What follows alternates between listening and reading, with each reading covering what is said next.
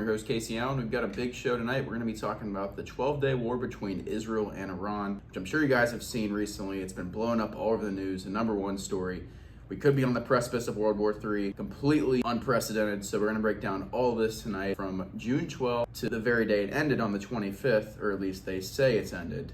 I don't believe that for 1 second. So we're going to break it all down. We're going to get into my opinion, my viral coverage with Mark Levin, and also get into the historical perspective for those of you who don't understand, because if you look at the surface layer here, they say, oh, Iran's a threat to America. They chant death to America, their nuclear program, they're going to attack us. That's the surface layer. And we're going to break this down and exactly show why that's false and why the Trump administration is trying to foist this on us and how this goes back to 1948, the creation of Israel. But before we get into the show, make sure to follow us on Rumble, YouTube, X, at Kacee Allen Show on all platforms. YouTube is actually at KCR Allen. We usually post the episode day after, but we're live on Rumble, X, and go follow our community page. That's at Kacee Allen Show on Locals. So as you guys have seen on Twitter, I've been very critical of the strikes on Iran. I thought it was a mistake from the very beginning, and Trump should have not done this. And here's exactly why I think this. I predicted this in the very beginning when I actually voted for Trump. The most thing I was concerned with was that we were going to get into a war with Iran. I actually talked about this almost a year ago today on my show. It was like episode 53 with my friend Caleb. We talked about how we were nearing a war with Iran under Biden. And even with Trump transitioning into the presidency, I still thought it was inevitable or very likely we could see this war play out. In just the last year, you've seen the Assad regime be overthrown in Syria. You've seen Iran's proxies, Hezbollah in Lebanon, Hamas in Palestine, and the Houthis in Yemen who are still holding on in the Red Sea. This is all with the justification of October 7th, which was obviously a manufactured crisis, so Israel could do these things. And now we're potentially at war with Iran. And that's the biggest misconception, is people don't understand that Iran has a nuclear weapon to deter Israel, who already has one and cannot be inspected. But we're going to get into all that. Let's start from the very beginning first. On June 12th, Israel launched a preemptive military operation dubbed Operation Rising Lion, targeting Iran's nuclear facilities, missile sites, and military leadership, marking the start of a 12-day war that escalated tensions in the Middle East. The conflict began with Israeli airstrikes on June 13th, hitting key Iranian nuclear sites like Natanz, Fordo, and Isfahan, as well as missile factories, and killing senior military figures such as the IRCG chief, armed forces chief, and ballistics commander, on top of at least 6 nuclear scientists. Israel justified the strikes, claiming Iran was on the verge of developing nuclear weapons, claiming that it's an existential threat just like Iraq, with Prime Minister Benjamin Netanyahu asserting that Tehran could produce 9 nuclear bombs, and Iran retaliated on June 14th with approximately 200 missiles targeting Israel, killing at least 3 people, marking a significant escalation from decades of shadow war. By June 15th, both nations exchanged further strikes, with Iran urging civilians near Israeli military sites to evacuate, and Israel warning Iranians near nuclear facilities to do the same. Then the next day, on June 16th, Israel struck Iran's state broadcaster during a live broadcast, claiming the building served as a military communications center, while Iran reported significant damage to its Natanz facility, though its fuel enrichment plant remained operational. As the conflict entered the 5th day on June 17th, panic gripped Iran, with Israel maintaining air superiority and targeting additional nuclear infrastructure, including Iran's Arak heavy water reactor. While this is going down, President Trump attended the G7 summit in Canada. He left early to address the crisis, signaling U.S. involvement by June 19th. And by June 19th, Iranian missiles struck Sorka Medical Center in Beersheba, damaging its surgical ward, while Israel continued strikes on Iran's military and nuclear targets. On June 20th, Iran fired missiles at Haifa, and Trump announced he would decide within 2 weeks whether the U.S. would directly intervene, citing Iran's refusal to negotiate a ceasefire deal while under attack. The conflict intensified on June 21st when U.S. under President Trump's orders struck 3 Iranian nuclear sites, Fordo, Natanz, and Isfahan, escalating the war and prompting Iran's Foreign Minister Abbas Araghchi to warn that U.S. intervention was very, very dangerous for everyone. Satellite imagery later confirmed damage to Fordo, though it hasn't been noted with the underground centrifuges at Natanz and Fordo whether they survived or not. That's the big debate, which we'll also get into here soon. On June 22nd, Iran retaliated by attacking a U.S. military base in Qatar, while Israel struck another nuclear site in Isfahan. Trump claimed the U.S. strikes had obliterated Iran's nuclear facilities, though intelligence reports suggest the damage was less than severe, likely delaying Iran's program by months rather than years. By June 23rd, both Iran and Israel agreed to a shaky ceasefire announced by Trump, though Iran accused the U.S. of betraying diplomacy with its strikes. The war ended on June 25th, or allegedly has ended, after 12 days of intense fighting, with Israel claiming it had set back Iran's nuclear program significantly, and Iran vowing to rebuild. The conflict resulted in 24 civilian deaths and over 1,200 injuries in Israel, with unconfirmed casualty figures in Iran and heightened regional tensions with protests in Iraq, Iran, and Lebanon condemning Israel's actions. Currently, Israel's war against Hamas in Gaza intensified with overnight strikes on June 21st, killing at least 84 people, on top of the 50,000 innocent people that they've killed in the Holocaust in Gaza. After the ceasefire on June 25th, no explicit reports confirmed Trump directly ordered Israel to stand down, but his administration pushed for de-escalation, claiming both sides had agreed to halt hostilities. Trump's decision to strike Iran on June 21st, despite earlier hesitation, suggests U.S. alignment with Israel's objectives. Though he has faced domestic opposition, with the Washington Post poll showing 45% of Americans oppose U.S. strikes compared to 25% in favor. Trump's rhetoric emphasized preventing Iran from acquiring nuclear weapons, citing faulty intelligence from the 2003 Iraq invasion as a cautionary tale, though his director of national intelligence, Tulsi Gabbard, publicly stated that there was no evidence Iran was actively building nuclear weapons, a claim Trump rebuked. Then post-ceasefire, Iran's parliament considered withdrawing from the Treaty of the Non-Proliferation of Nuclear Weapons, signaling defiance, though it reiterated opposition to developing nuclear arms. No specific ceasefire news. So that's a 12-day summary of the timeline, but to get even deeper, here's how the nuclear weapons work and here's how the attacks went down. The conflict primarily involved Israeli airstrikes, Iranian missile barrages, and U.S. precision strikes using B-2 stealth bombers and submarine-launched missiles. The conflict featured a range of sophisticated munitions from Israel, Iran, and the United States, each tailored to their own objectives. Israel initiated the war on June 13th with airstrikes using Air Force, primarily F-15, F-16, and F-35 stealth fighters, equipped with U.S.-supplied bunker buster bombs like the GBU-28 and BLU-109. The GBU-28, a 5,000-pound laser-guided bomb, can penetrate approximately 6 meters of concrete or 30 meters, while the BLU-109 2,000-pound bomb has a shallow penetration of about 1.8 meters of concrete. These were used to target Iran's nuclear facility at Natanz, Fordow, and Isfahan, as well as missile factories and military command centers. So if you look at the nuclear facility at Fordow, which is 200 to 300 feet underground, it would take a lot of force to fully destroy that, and we would actually have no way to fully confirm whether it was destroyed unless we have troops on the ground, which I obviously am completely against. But earlier today, Pete Hegseth, Secretary of Defense, had a press conference, and a CNN reporter asked him whether he was sure the nuclear facility in Iran was destroyed. Hegseth immediately responded with an ad hominem attack, saying that she's usually wrong about stories and didn't even answer the question, and was very defensive, which was a red flag to me. The fact that Pete Hegseth couldn't answer a question, and then Caroline Leavitt, the press secretary, said that the people who have been leaking information about Iran that's false should be jailed, which I think is absolutely crazy for a Republican administration to say, especially one in which their candidate was politically persecuted and would have been jailed if he had not won. So that to me is a surprise, but it's really telling because we find out hours later that the report was actually true and that the Trump administration had no way of actually proving that it had been destroyed. They based their intelligence off the Israeli intelligence that Mossad went in and confirmed it themselves, but we've yet to see any pictures, any video evidence that this is the case. And until that's been proven, it's only fair to say that it's speculative to say whether it's been destroyed or whether it hasn't been. No one knows for sure. Usually damage has been done, but the real question that nobody knows for sure is, did Iran move their enriched uranium to another location before this happened? Did they know something prior? Do they have other locations that we don't even know about? The outcomes are endless. And I think it's very concerning that we're seeing similar things like we did in the Bush administration when they said, oh, well, this is a major victory. Oh, we know who did this. It's very alarming and it almost replicates Iraq all over. Back then it was weapons of mass destruction. This time they say that Iran has a nuclear facility that's going to destroy America and they have plans to take over the world. But who's the country that can't even have their nuclear program inspected? It's Israel. We claim they're our greatest ally, but they steal our intelligence. They clearly haven't made it easier for us. They've engaged in these wars. They brought us in on our behalf. We sent 4,000 troops to die in Iraq. Not a single IDF soldier went on the ground for that. It was just our troops. To find that the Israeli intelligence that we were given by Netanyahu, who was in power at the time, was false. So it's actually mind-blowing to me that MAGA and Republicans today would fall for the same propaganda we fell for 20 years ago.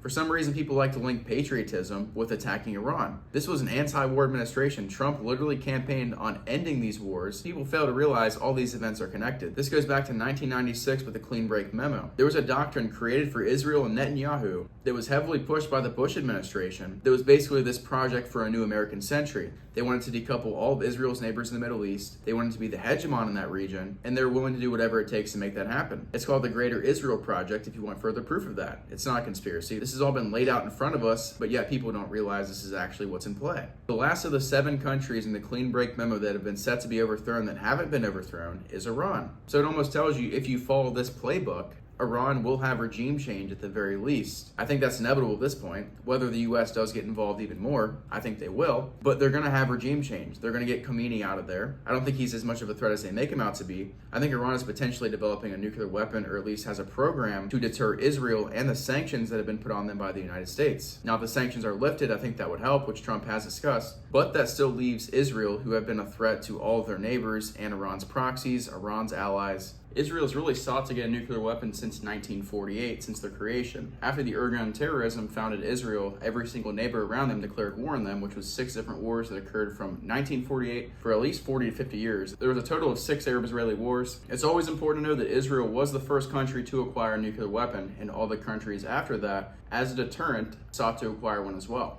And what's occurred from then to now? They've toppled the regimes in Iraq, Libya, Syria, Somalia, Lebanon, Palestine, Gaza, and now the final plan is Iran. The biggest talking point on the right now is the same thing they said 20 years ago under the Bush administration. They said this is a massive victory, like they're celebrating Trump right now. Then they said watch out for sleeper cells. The same exact terminology. It's because they chant death to America. If we went to war with every country that chanted death to America, we would be in wars all the time. So that's just a weak talking point that we need to get involved in something 10,000 miles away from our country on the opposite side of the earth. It's just the lamest excuse, and these congressmen have straight up said it. It's all about protecting Israel first. Israel's biggest excuse as to why they shouldn't have a nuclear weapon is after they get Israel, it's going to be New York next. Like Netanyahu literally is saying we're going to have another 9/11 if we don't handle Iran. And of course, a big portion of MAGA just soaked it up, celebrated it as if it was a patriotic thing.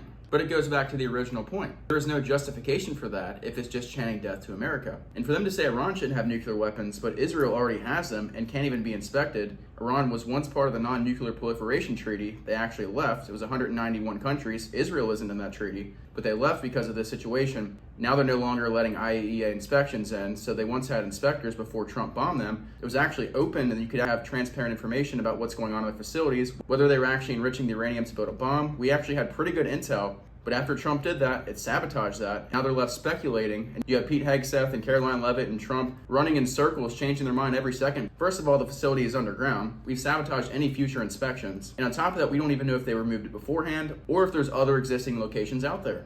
The way I see things between all sides right now is that the United States will not allow Iran to have a nuclear weapon, but they seek diplomacy and would rather not have war. Iran, on the other hand, wants a nuclear weapon as a deterrent to Israel, doesn't seek war and would rather have diplomacy. Israel is the one that wants regime change and actually does want war. I mean, it's plain and simple who actually wants peace here. And why do you think Trump flipped out on the White House lawn and was the first president of all time to knowingly give explicit language in public like that? Because he said both countries don't know what they're doing. But the actual truth is they do know what they're doing. The United States seeks diplomacy, wants to defend Israel, but Israel has other plans. And that's the same story how they got us into Iraq. It was over false intelligence. Now the intelligence we're using to get any information on Iran's nuclear bases is through the Mossad, is through Israeli intelligence. So are we going to trust that same intelligence that falsely led us into Iraq over WMDs that weren't even there? I think it's so naive to think that. Think about the 4,000 U.S. soldiers that were sent over there that lost their lives fighting for what? Something that wasn't even there. It was over false intelligence. Why would we trust that same source again? I think we're making a huge mistake, and this is only further to make Israel the hegemon in that region. It's so obvious. And that's the other thing. Trump says they're going to reach a ceasefire in Gaza, and they're trying to give him credit for that. Why didn't we reach that in January when Netanyahu actually denied the deals and leveled out Gaza in the meantime? Now, I'm not this third worldist by any means. I'm America first. But I think it's fair to criticize where my tax dollars go as an American citizen, especially when they're going to fund a genocide and a war in the Middle East that's helping a country that's pushing us into a war as we speak. It's been a major sigh of relief since the 12-day period ended. I will at least give to Trump that he reached some sort of deal.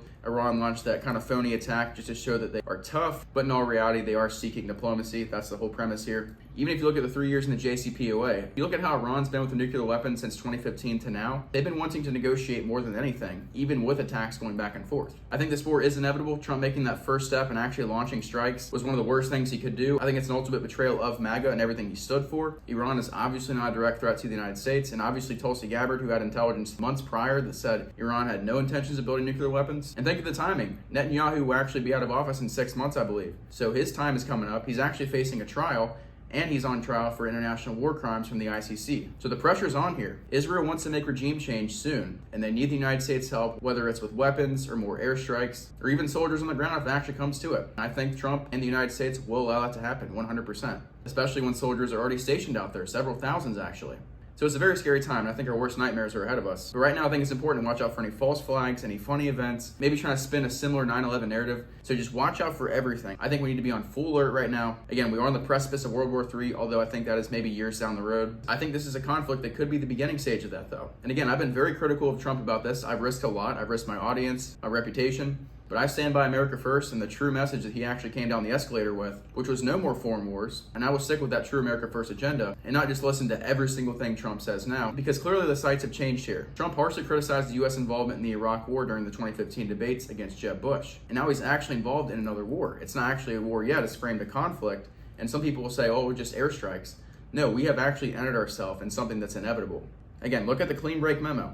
We'll have to go through that another time, but it's absolutely insane. Another thing I want to go through is Mark Levin. If you guys saw, I went viral last week, or actually this past Monday. Mark Levin posted something against Marjorie Taylor Greene, calling her a nitwit over something. He just totally crashed out. But I went under and commented and said, people like you only increase anti-Semitism. And he responds back and says, it's in my bloodline.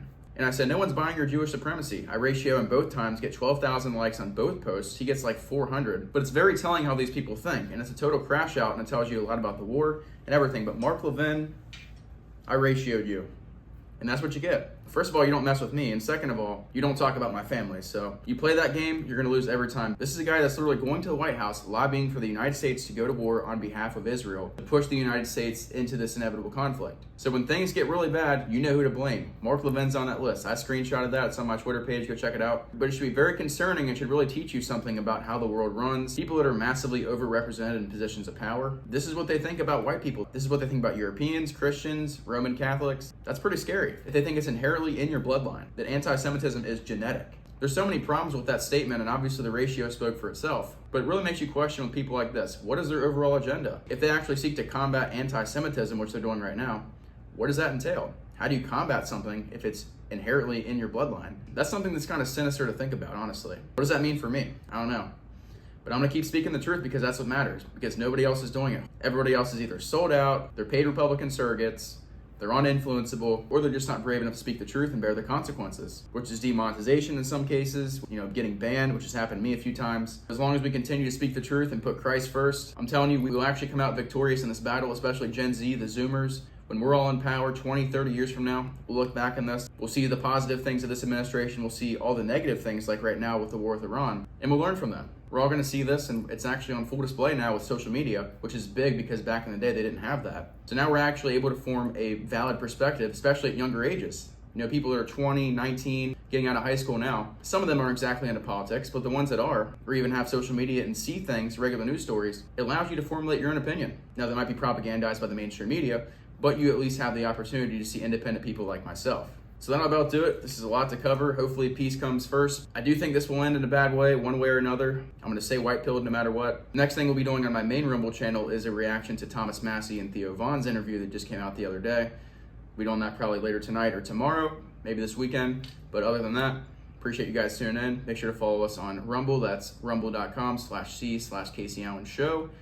On X, it's at Kacee Allen Show, and for clips, go to at Kacee Allen Show on Instagram. And to get in our exclusive locals community, Kacee Allen HQ, subscribe for $3 a month to keep us 100% independent. Have a great evening, we'll see you next time.